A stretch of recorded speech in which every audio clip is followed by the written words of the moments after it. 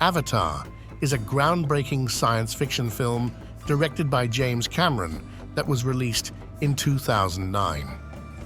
This film is known for its technological innovations and visual splendor. Here's some background information about Avatar. Avatar was produced by Lightstorm Entertainment and 20th Century Fox. The film had an estimated budget of over $237 million, making it one of the most expensive films ever made at the time. Avatar is celebrated for its groundbreaking use of 3D technology and motion capture performance. It was a pioneer in the resurgence of 3D cinema. The film introduced the concept of performance capture, which allowed actors to embody digital characters and creatures in a way that had never been done before. James Cameron and his team developed new 3D camera systems and software to create the movie's visually stunning world.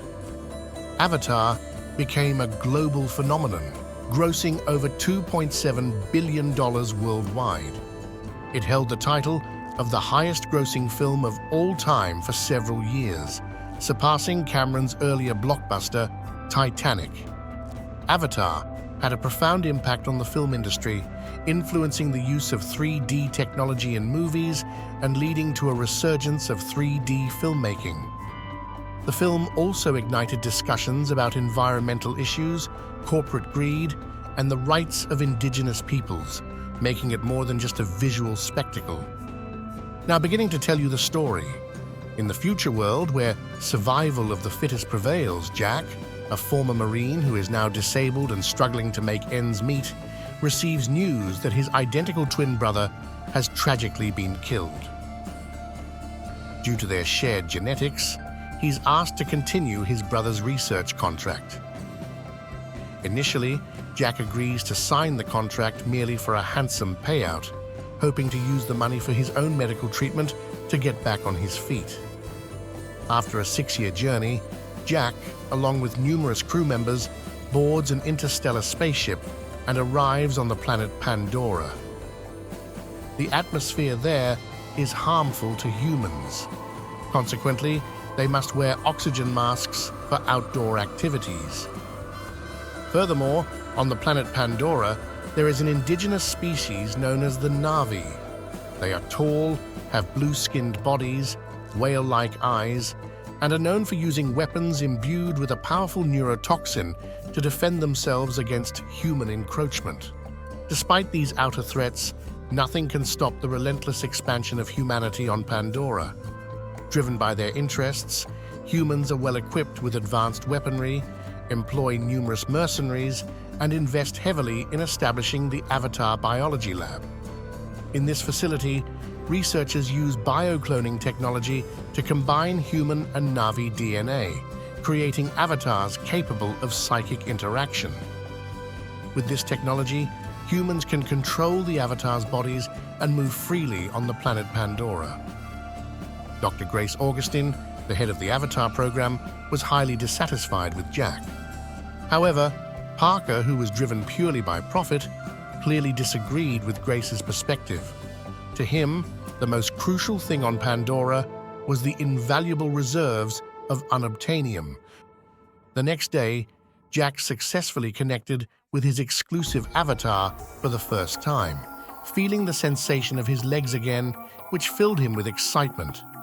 Ignoring the objections of the scientific staff, he rushed out of the lab and roamed freely in the designated activity area. Shortly after, Jack met helicopter pilot Trudy Chacon and Colonel Miles Quaritch, the commander of the security detail. After sealing the deal, Jack boarded a transport ship along with Grace and others' avatars, heading deep into the jungle. The extraordinary landscapes of the forest introduced Jack to a new world beyond his wildest imagination. He also met Grace, who had worked tirelessly to establish a school that now lay abandoned. Jack wandered alone in the forest and encountered a hammerhead titan other. He thought he had scared it away, but then a lethal predator, a Thanator, sneaked up behind him. Thanks to Grace's warning, Jack was only left with the option to make a run for it. In his desperation, he jumped down a waterfall. Unbeknownst to him, a female Na'vi hunter had aimed her bow and arrow at him from the shadows, intending to kill him. However, the seed of the Tree of Souls accidentally attached itself to her arrow, causing her to stop in her tracks. To fend off the creatures lurking in the darkness, Jack lit a makeshift torch. When he found himself surrounded by a pack of viper wolves, he fiercely fought back.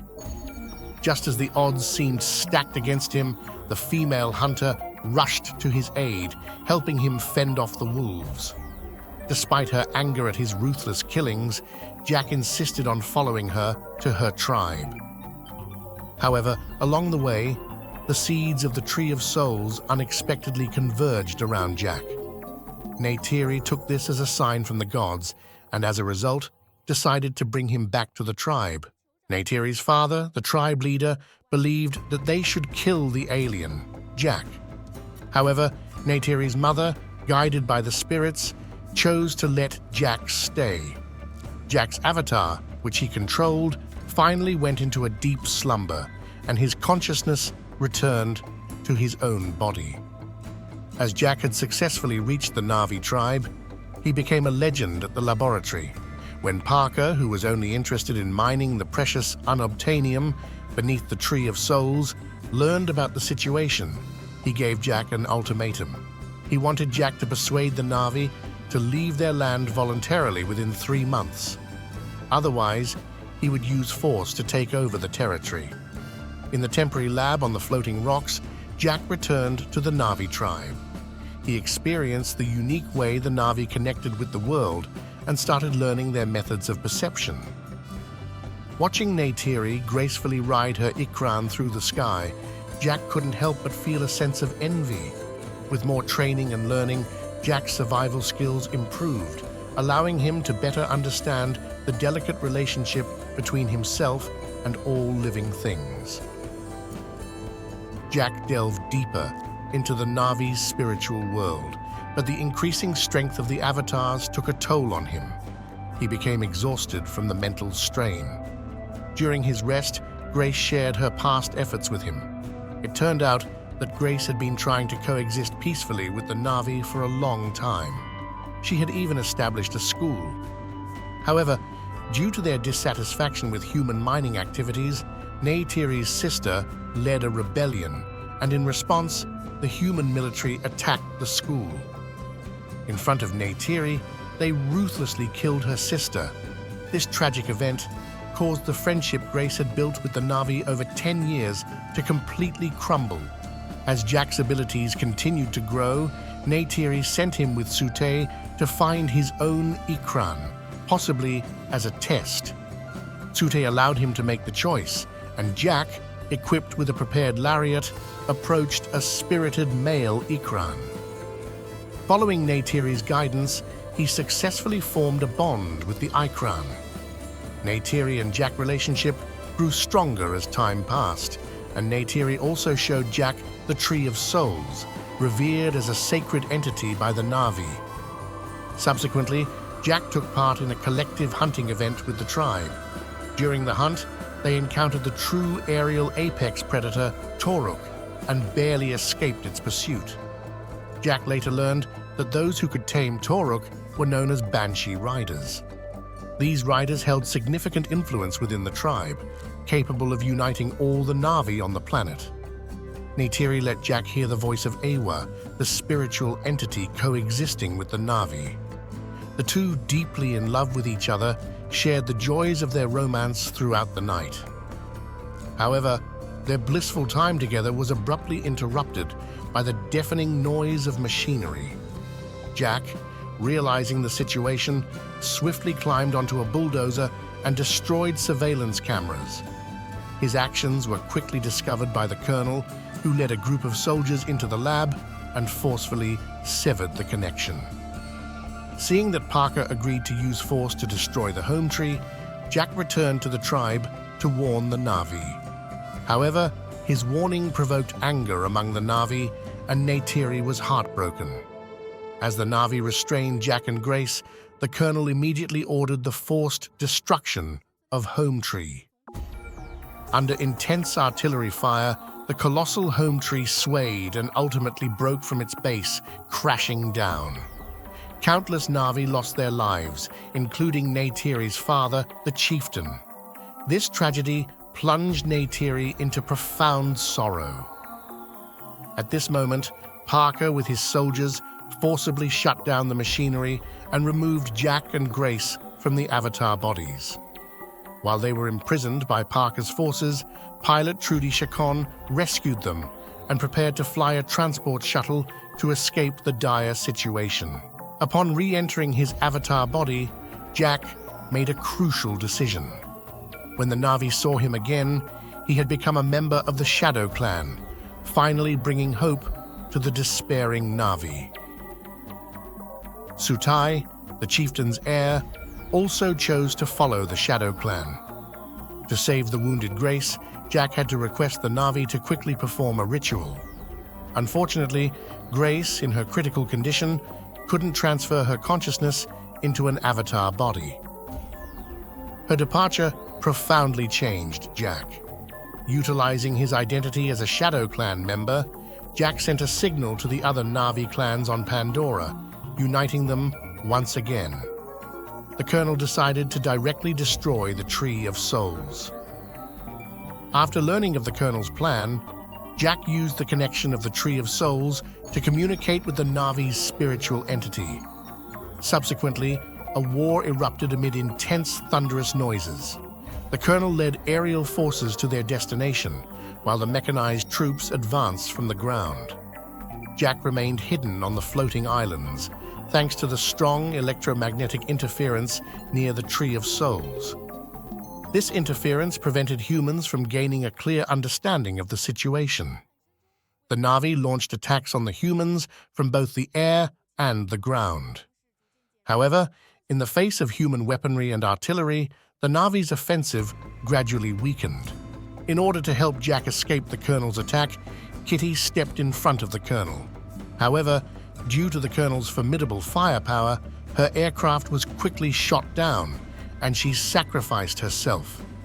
At this moment, Neytiri and the remaining survivors found themselves powerless to resist amidst the intense bullets and artillery. Suddenly, all the creatures on Pandora rushed out, as if the spirits were responding to Jack's request. These animals immediately launched an attack on the humans. Even the fierce Thanator became Neytiri's mount. Jack desperately jumped onto a fighter plane containing explosives. With his intervention, the plane crashed and caused a massive explosion. After the aircraft landed, the colonel intended to destroy the laboratory where Jack was connected. Fortunately, Neytiri rode her Thanator and charged out. Both sides engaged in a battle, but facing the steel exosuit, the Thanator was helpless and ultimately killed by the colonel using a blade. Neytiri was pinned beneath the Thanator, and that's when Jack arrived just in time.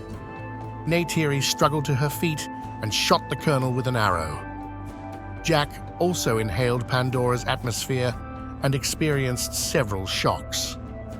Fortunately, the clever Neytiri promptly noticed Jack, saving him from certain death. In the end, the Na'vi secured victory in the battle. In pain, Jack helped the fatally injured Sutai end his life. Jack completed the consciousness transfer with the Na'vi under the Tree of Souls. Amid the melodious singing of his people, Jack finally awoke once again, this time as a Na'vi. That concludes today's explanation. If you enjoyed the video, please don't forget to like and comment. See you again tomorrow.